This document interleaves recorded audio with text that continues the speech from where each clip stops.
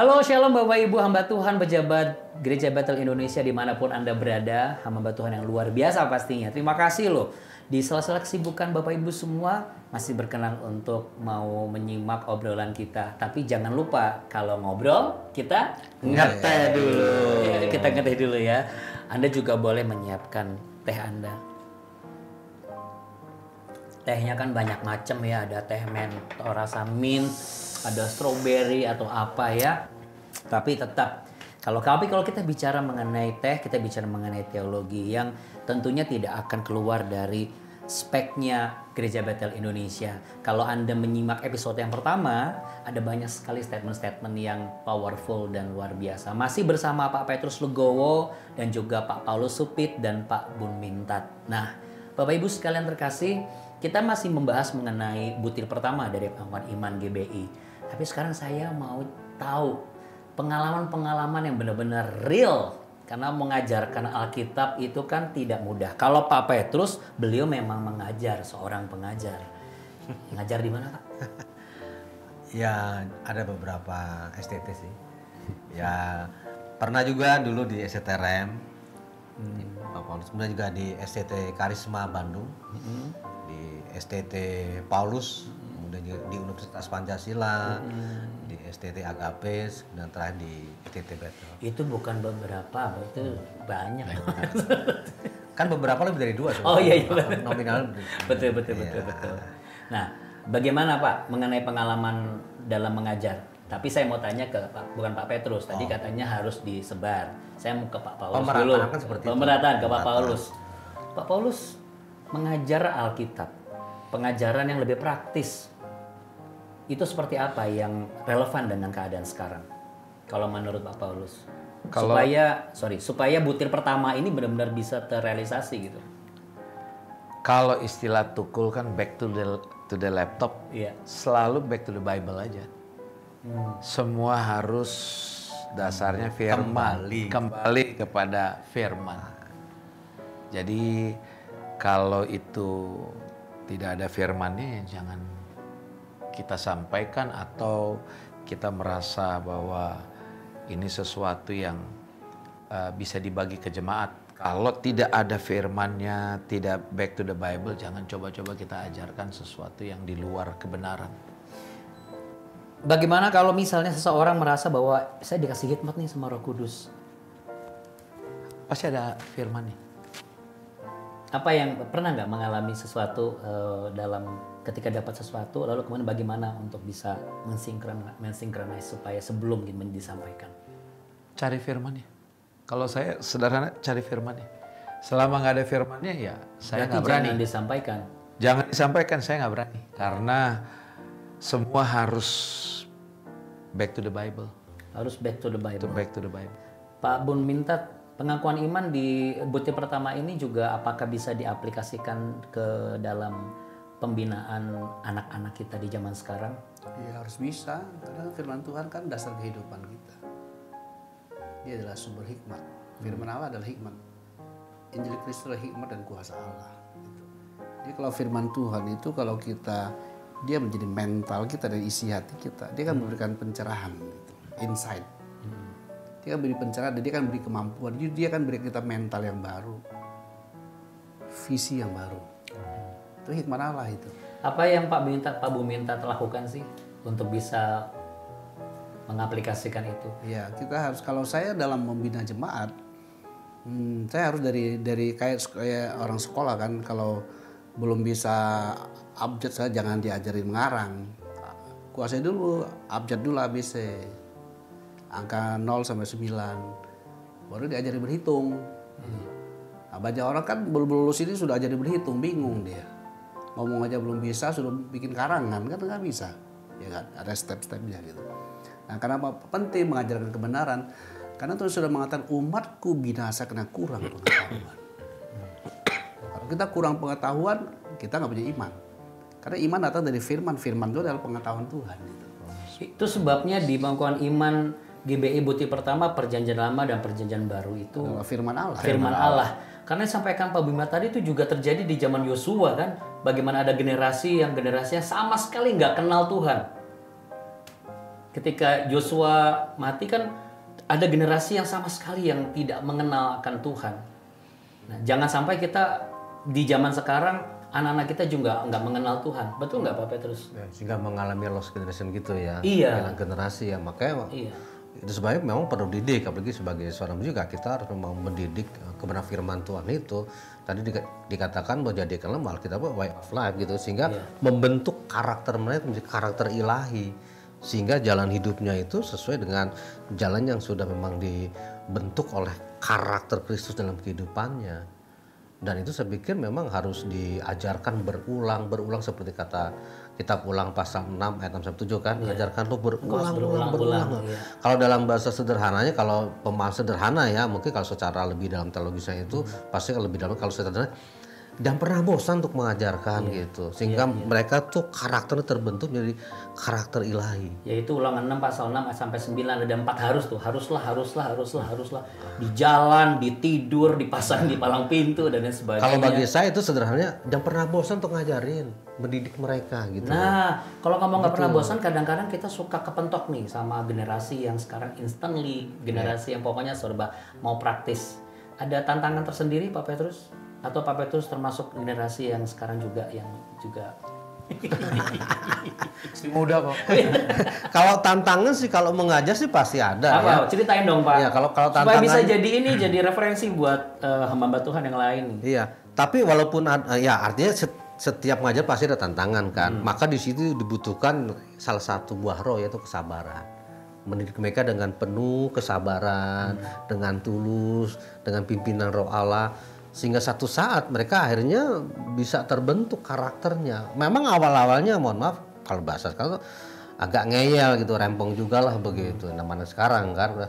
Tapi memang dibutuhkan kesabaran dalam mengajar kepada mereka. Kesabaran. Ketulusan. Bagaimana ketika kita punya kesabaran terus ketemu sama orang yang udah gak sabar nih, jangan terlalu ini dong bertele-tele. Makanya kalau lihat, aduh pengennya yang singkat-singkat aja. Yang penting kan hidup benar. Menurut Pak Paulus, ya, dari pengalaman Pak Paulus, Yaitu tantangan kita hamba-hamba Tuhan sekarang, karena memang orang mau serba instan, mengerti firman juga harus mereka rindu ingin serba instan. Tadi kan sudah dijelaskan oleh Pak Bun, ya nggak bisa juga. Semua harus step by step. Dan memang generasi sekarang kalau kita lihat sekarang bahwa ibadah itu sepertinya bukanlah sesuatu yang penting. Belajar firman itu bukanlah sesuatu yang penting. Dengan segala teknologi yang berkembang, mereka membuat seolah-olah ya gampang kok, nanti atau kita bisa lewat ini. Puji Tuhan kalau kita mampu belajar dan artinya menggali dengan sendirinya, puji Tuhan. Tapi faktanya kan kenyataan itu tidak terjadi. Kita butuh ibadah, kita butuh pengajaran, kita butuh nonton yang acara-acara seperti ini. Jangan pernah kita mau instan dalam mengenal akan kebenaran, tidak bisa. Kita harus duduk betul-betul belajar. nah ini menarik nih, duduk betul-betul belajar. Berarti ada investasi waktu dong, sama effort yang besar untuk melakukan itu. Karena firman Tuhan katakan dalam 2 Timotius 3 kan, kita akan mengalami masa-masa yang sukar. Dan situ dijelaskan apa. Dan nggak ada tuh, kita udah nggak peduli lagi dengan yang namanya firman. Padahal firman itulah yang menjadikan kita menjadi pribadi yang baik, berhasil, diberkati. Itu firman. Kalau kita hidup di dalamnya, kita akan memiliki semua keberhasilan itu. Kita akan jadi orang yang baik, orang hebat. Karena firman gitu loh. Nah, untuk bisa mengerti firman itu nggak bisa kita instan. Roh Kudus taruh di impresi hati saya, mungkin mewakili anak-anak para keluarga hamba Tuhan. Ini suddenly tiba-tiba ya. Apakah mungkin bapak-bapak juga pernah mengalami sebuah tantangan Anda sebagai hamba Tuhan, lalu kemudian ternyata anak-anak kita karena mungkin barangkali merasa bahwa papa saya kan udah sering lah ke gereja. Jadi kayaknya kalau bicara tentang firman, mereka terkadang ada beberapa yang tidak terlalu antusias gitu dibandingkan dengan anak-anak muda yang lain atau keluarga yang lain, sehingga mungkin barangkali Saya sih berharap tidak, tapi barangkali ada di antara kita sebagai hamba Tuhan lebih memilih adalah lebih enak melayani orang luar daripada orang dalam. Karena saya ingat omongannya Pak Paulus, kalau orang ngomong orang paling dekat itu lebih sulit daripada orang yang nggak dekat gitu. Pak Paulus apa Petrus? Pak Petrus maksudnya. Pak Paulus apa nyenggol kemarin? Saya Maksudnya Pak saya ingin Petrus. mempertegas dulu Ya, gitu tapi kan. Petrus sama Paulus kan sempat temenan ya. Rasul Bukan, Petrus sama kalau di Alkitab itu sering berantem. Ya, tapi kan itu bukan berantem bagaimana. Sorry, enggak itu di Alkitab kan. Iya, karena argumentasi saja. Argumentasi. Tapi kalau di GB kita tetap sehati. Makanya disetting duduknya sebelahan. Iya. Oh ya bisa ya. Bukan kebetulan nih kan. Iya. Jadi gimana? Ceritain dong Pak. Ada nggak Bapak pernah ngalamin itu nggak? Siapa? Tantangan itu. Ya semua boleh lah, Kayaknya satu-satu. boleh, Satu-satu udah Kok ini boleh. kayak saya anak saya tuh kok nggak antusias banget gitu. Enggak. Kalau saya belum. Apa yang diterapkan sama Pak Bung Mintat? Apa yang diterapkan Pak Bung Mintat dari anak-anak sejak kecil? Ya paling tidak kita kan orang tua harus punya teladan. Oke, berarti dari Pak Bung Mintat dulu. Kita hormat Tuhannya, kita contohkan perkataan kita sama dengan tingkah laku kita sama dengan perkataan kita. Ya kan? Oke, itu yang pertama. Anak-anak kan belajar dari kita kan. Jadi dengan ketika kita meletakkan dasar-dasar kebenaran firman Tuhan, mereka bisa terima. Dan itu hebatnya firman Tuhan adalah dia itu firman itu kan hidup. Itu yang lupa lo intinya. Kalau ya Ibrani 4:2 firman Tuhan itu bukan hidup tapi energi gitu. Kalau Indonesia kan hidup dan berkuasa. Kalau TKC adalah hidup dan berenergi gitu. Energos bahasa aslinya ya. Jadi firman itu kalau kita terima dengan segenap hati, dia akan menjadi jiwa kita. Banyak orang tidak memahami itu. Kita kan punya jiwa dari dunia. Dunia bentuk kita. Tapi kalau kita serius dengan firman Tuhan, kita baca, tentu baca firman Tuhan tidak boleh lepas persekutuan dengan Tuhan. Banyak orang belajar kitab tapi tidak bersekutu dengan Tuhan. Itu hanya isi otak. Sombong, debat, ya kan. Gitu. Karena firman Tuhan kalau kita baca kita harus bersekutu dengan Tuhan itu. Kan firman itu sebenarnya kan mengisi diri kita supaya nanti kita dikenal Tuhan. Setuju. Kalau kita tidak punya firman Tuhan, Tuhan nggak kenal kita loh. Bukan Tuhan nggak tahu kita, dia maha tahu. Iya. Tapi artinya apa yang dia punya tidak kita miliki. Sehingga tidak cocok dengan dia. Kalau kita mau cocok dengan Tuhan, kita memiliki yang Tuhan berikan, firman-Nya itu. Karena firman kan pikiran perkataan Tuhan, karakter Tuhan Allah sendiri gitu. Jadi kalau kita memiliki firman Tuhan, nanti kita dikenal Tuhan gitu. Dan kita akan dibawa kepada sebuah kehidupan yang mengenal Tuhan itu bukan kata orang gitu, tentang kuasanya, wibawanya. Beda, pokoknya beda. Dia pasti bawa kita masuk dimensi itu. Karena prinsip firman begini loh. Banyak orang baca Alkitab hanya sekedar informasi. Itu salah. Firman itu hidup. Dia itu mentransform kita, membentuk kita gitu. Iya. Dia bukan hanya kasih tadi tidak tahu jadi tahu, udah gampang. Nggak perlu jadi rohani juga bisa baca Alkitab gitu. Tapi untuk mengalami kuasanya nggak bisa. Dia harus bersekutu dan firman itu bersedia diubah gitu. Nah hebatnya firman itu adalah ketika kita baca dia mengisi kita. Maka Paulus mengatakan dalam Roma 12 mengatakan, janganlah kamu menjadi serupa dengan dunia ini. Berubahlah pembaharuan budimu atau pembaharuan pikiranmu. Sehingga kamu dapat membedakan titik dua. Malah kehendak titik dua yang baik, berkenan, dan yang sempurna. Siapa yang kasih kita kemampuan membedakan? Kalau saya bisa membedakan, saya harus punya pengetahuan tentang teh kan. Masuk di sini, saya bisa nilai, oh ini teh ini enak, ini ACD. Karena saya punya pengetahuan. Nah kalau saya mau membedakan kehendak Allah, mana yang baik, berkenan, sempurna, firman itu harus menjadi skill saya gitu. Baru saya bisa membedakan, ini bukan kehendak Tuhan, ini kehendak Tuhan gitu. Karena firman itu dahsyat. Ya seperti saya bilang tadi ya, teh banyak. Orang bisa aja tahu pengetahuan teh, tapi kalau bisa bicara mengenai kualitas misalnya, ya intisarinya, oh ini cara bikinnya atau cara dipetiknya bagaimana, itu hanya orang-orang yang memang bergelut di dalam bidang punya itu. skill, dia punya pengalaman. Iya, pengalaman. Gitu. Kalau kita sama dengan firman Tuhan juga, karena itu yang saya bilang tadi di sesi yang sebelumnya, kita tuh tidak cukup hanya baca Alkitab, kita harus bersedia dibaca oleh Alkitab. Ya kan? Gitu. Nah, dia kalau kita dibaca Alkitab dia hanya mengatakan jangan mencuri, jangan mencuri, bukan hanya itu. Karena Injil itu kan kabar baik. Kabar baik tentang Allah, karya Allah bagi kita dalam Tuhan Yesus Kristus. Sehingga kita hidup oleh firman itu, kita hidup oleh iman. Hidup oleh iman sama dengan hidup oleh Allah, oleh perkataan Allah. Itu jadi karakter dan di jiwa.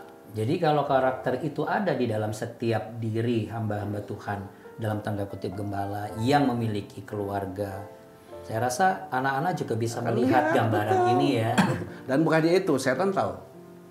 Setan tahu. Iya. Setan tahu. Jadi maksudnya begini, kalau kita memiliki itu, kalau kamu musuh setan, kamu kan tahu. Setan kan tahu kamu Iya, begitu. iya. Iya, bibaunya beda. Iya.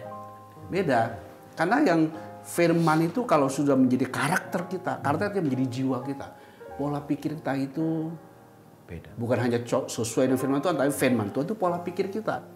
Kita tidak menyesuaikan pola pikir dengan firman Tuhan. Kita terima firman Tuhan jadi pola pikir kita. Itu beda benar. loh, beda. Itu benar. Kita bukan hidup menuruti firman Tuhan. Capek itu. Iya. Tapi jadikan firman Tuhan itu hidup kita. Itu beda. Itu benar. Beda itu. Saya goosebumps nih. Saya mengalami itu kenapa? Karena dulu ketika ada case misalnya saya langsung gini. Padahal dulu saya kalau kayak gini marahnya ampun-ampunan. Loh kok saya bisa maklum ya? Jadi bukan disabarin loh, bukan disabar-sabarin tapi kok saya bisa memiliki pengertian ya udahlah dimaklumi. Padahal dulu saya untuk memaklumi aja saya nggak sanggup. Tapi itu hasil dari memang apa disampaikan oleh Pak Bulminta bahwa belajar tanpa bersekutu itu tidak ada artinya. Teori. Tidak ada artinya. Ya, teori aja. Iya. Nah, Pak Petrus dulu deh. Ya boleh. Tadi udah nggak sabar. Bukan apa-apa gini. sabar, kan Bukan. lo. Oh iya. Legowo. Enggak, saya kenapa tanya Pak Petrus? Kan Pak Petrus kan paling muda di sini. Oh, Di iya, sekitar terima kita ini kasih. kan. Maksudnya paling awet. Artinya Pak Petrus masih sehat. Lalu berhadapan Oh selalu dengan hari nggak pernah never saya pokoknya. iya, generasinya kan generasi yang berbeda nih. Berbeda. Pasti bertemu dong. Mungkin bertemu ada hal-hal yang menyulitkan ketika Dalam Bapak keluarga ya. Iya, khususnya. Kalau saya ya nggak beda jauh lah, artinya nggak beda jauh berarti ada sedikit lah gitu. Saya ada hal yang menarik dalam keluarga terutama di anak-anak. Anak saya kan dua-duanya jenis kelaminnya sama, satu perempuan satu cewek. Iya. Nah ada hal yang Itu saya. kok kenapa ya? Saya ini benar-benar Betul lah ya, Salah. betul. Iya, Nggak salah kan? Iya, betul nggak salah ya? enggak. Oke, lanjut dong. Lanjut, Ya, lanjut. lanjut. Nah, hal yang menarik ketika mereka mengatakan nanti satu saat kalau saya menikah saya ingin punya suami kayak Papa. Mantap. Ini saya kaji Luar nih. biasa. Ini saya kaji kok bisa begitu ya? Nah, rupanya seperti tadi Pak Bun bilang, mungkin dengan kalimat yang sedikit tambah gitu, Bang. Ketika firman yang hidup menghidupi kita yang nggak bisa menjadi teladan, menjadi role model mereka, itu firman itu memampukan saya untuk bisa menjadi model, menjadi teladan bagi mereka. Jadi antar ucapan dengan sikap itu, tahu sendiri nama saya apa? Nama saya siapa? Petrus kan? Iya. Dari kata dasar Petra kan batu Iya, karang, betul kan? iya, Keras iya, kan? luar biasa. Oh, saya kalau ngajar, jangan coba-coba telat itu. 15 menit saya bilang lebih baik Anda nggak usah masuk daripada saya keluar, mendingan nggak usah masuk. Oh, bukan 1 menit ya? Ya. 15 menit. 15 menit loh. Itu kan terlalu gitu kan. Jadi kecuali bawa pisang goreng, Mbak. Oh enggak juga, enggak.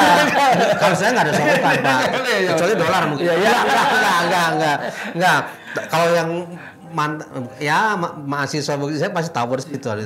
Sampai mereka kalaupun nggak apa-apa di absenin, di apa yang penting saya dapat ilmunya gitu.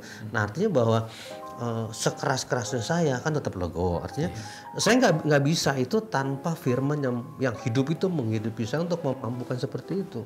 Nah, itu yang menarik dan itu memberi semangat sama saya. Tetap kita mengandalkan firman. Sehingga firman yang hidup itu menghidupi kita untuk menjadi role model anak-anak kita. Kan hal yang baru bagi saya gitu ya. Jadi itu sangat luar biasa. Nah, itu yang sampai sekarang memampukan saya untuk hidup saya itu sikap tindakan itu sama yang saya lakukan. Kalau nggak sama Pak Paulus kayaknya kurang pas. Masih harus. faktor. Iya, kita kan tiga sekawan. Kita tiga sekawan soalnya. Iya, saya tertarik dengan pembahasan ini kan mengenai role model. Iya. Bagaimana orang tua. Tapi pertanyaannya, bagaimana dengan anak-anak yang orang tuanya bukanlah role model mereka? Iya. Nah, saya mau sampaikan ini. Iya. Ya, bersyukur kalau ada kayak Pak Bun, Pak Petrus. Ya, saya puji Tuhan juga ya sejauh ini anak-anak saya baik. Tetapi yang menjadi masalah bagaimana dengan mereka yang tidak mempunyai role model.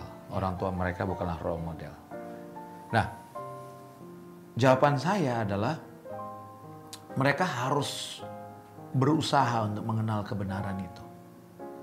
Mereka harus paksakan untuk memiliki kebenaran firman itu. Karena yang bisa menolong mereka adalah kebenaran firman. Makanya kemarin saya sempat ngobrol dengan seorang bapak, dia seorang pengusaha, dia sharing, dia bilang, aduh kenapa ya anak saya ke gereja susah, ada begini. Saya bilang gini, Pak, kalau memang selagi kita masih bisa paksa itu anak untuk datang ke gereja, dengar firman. Ya terlepas dianya juga mungkin harus berubah, jangan terlalu sibuk cari duit dan sebagainya, harus bangun hubungan yang baik. Tetapi kita harus paksa anak kita. Karena dunia sedang menciptakan ya di luar sana hak right ya, orang nggak boleh dipaksa. Betul. Tetapi kita sebagai orang tua selagi kita masih bisa paksa aja. Tidak akan pernah kembali dengan sia-sia setiap firman itu yang disampaikan dan mereka duduk dengar, itu tidak akan pernah kembali dengan sia-sia. Karena untuk seseorang itu bisa berubah, saya suka ada ilustrasi ini sedikit. Seorang pendeta ketemu dengan seorang anak muda dan anak muda ini tanya, Pak Pendeta, kalau saya mau jadi orang Kristen, apakah saya harus berhenti merokok? Saya berhenti minum minuman keras. Sependeta jawab anak muda ini, kamu nggak perlu berhenti merokok, kamu tidak perlu berhenti minum minuman keras. Anak mudanya tanya, kenapa? Pendetanya balik bertanya, sekarang saya mau tanya, kamu bersih-bersih dulu atau baru mandi, atau mandi dulu baru bersih? Anak muda ini jawab, saya mandi dulu baru bersih. Si pendeta bilang, ya sekarang kamu ke gereja dulu, ikut ibadah, nanti Tuhan yang akan membersihkan kamu. Tuhan yang akan memampukan kamu. Tuhan yang akan menolong kamu. Karena dengan kekuatan kita yang terbatas, seringkali kita sulit. Nah, karena itu pentingnya firman untuk bisa sampai ke telinga dan jatuh di hati mereka. Ya, karena banyak orang yang tidak mengenal firman itu sendiri ya, kebenaran itu sendiri. Ya, karena kebenaranlah yang menyelamatkan. Iya, betul sekali. Dan berarti benar, iya, sesuai dengan di 2 Timotius 3:16, segala tulisan diilhamkan Allah, bermanfaat untuk mengajar, menyatakan kesalahan, berbagai kelakuan. Kalau kita hidup firman dan firman itu menghidupi kita, kita sendiri sadar ini salah ini. Ini nggak benar, bukan karena katanya Pak Bun minta, Pak Pendeta itu bilang saya salah. Ya kalau kita dengan kekuatan kita sulit. Iya. Percaya sulit kita untuk lepas. Kita butuh Tuhan kok. Iya. Ya tadi Sakeus saja untuk bisa melepas miliknya itu sulit. Dia butuh Tuhan Yesus masuk dalam hidup. Iya. Jadi itulah sebabnya di pengakuan iman GBI, butir pertama adalah saya mengaku bahwa perjanjian lama dan perjanjian baru adalah firman Allah yang diilhamkan oleh Roh Kudus. Terakhir Pak, sisa menit terakhir. Apa Bun minta kan utang sama saya? Utang apa itu? Makanan. Itu tadi. Tapi Pak Paulus, kalau Pak Petrus mau jawab juga boleh nih obrolan kita nih. Kan yang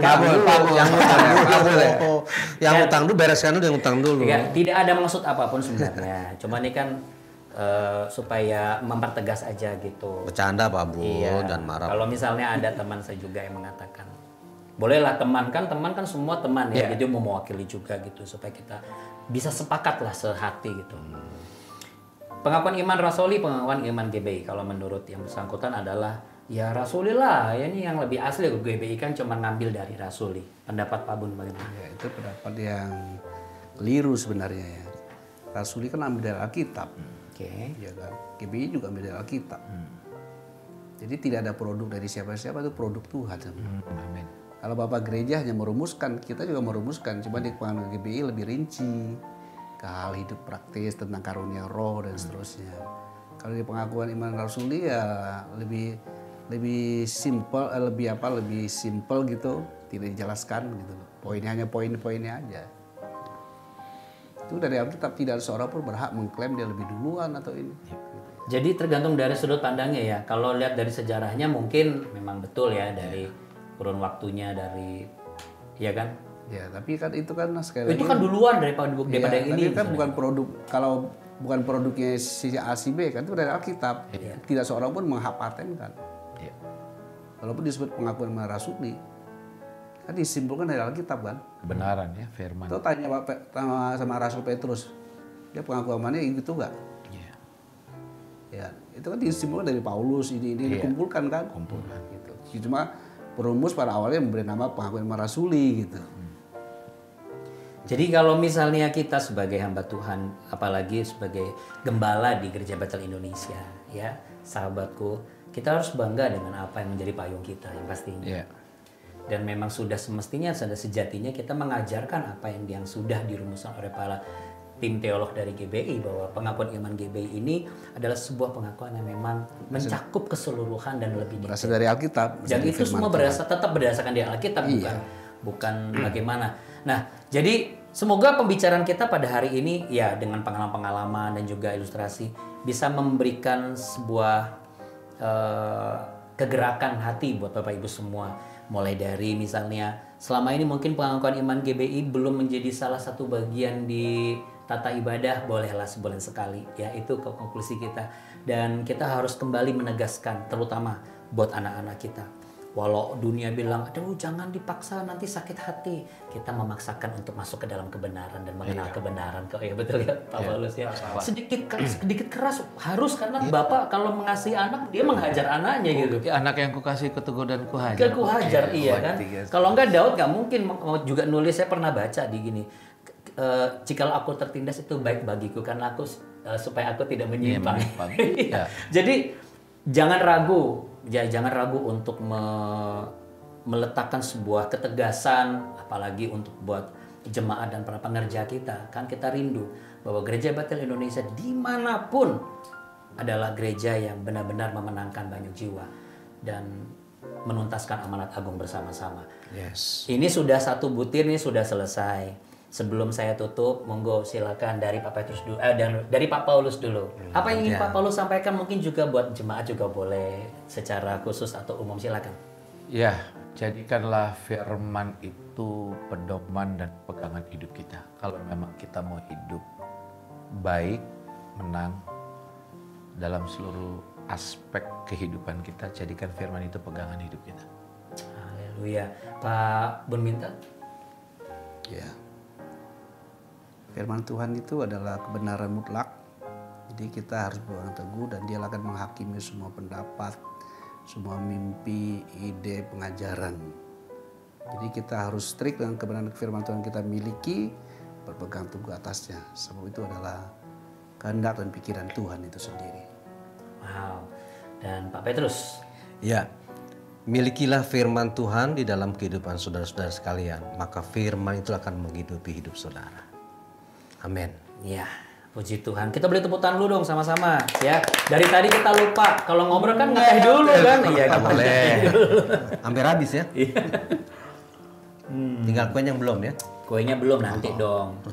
Nah, akhirnya dari studio mini BPD GBD Jakarta, rumah kita bersama, pastikan Bapak Ibu semuanya untuk subscribe supaya tidak hanya butir pertama dari pengakuan iman GBI saja, karena episode berikutnya adalah butir kedua dan selanjutnya.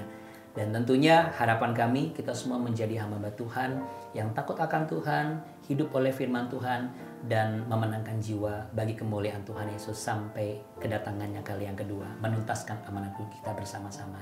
Kita GBI sehati. Pokoknya mau ngobrol apapun, yang penting ngeteh dulu. Sampai jumpa Bapak sekalian. Shalom. Shalom. Salam berkati. Salam sehati ya.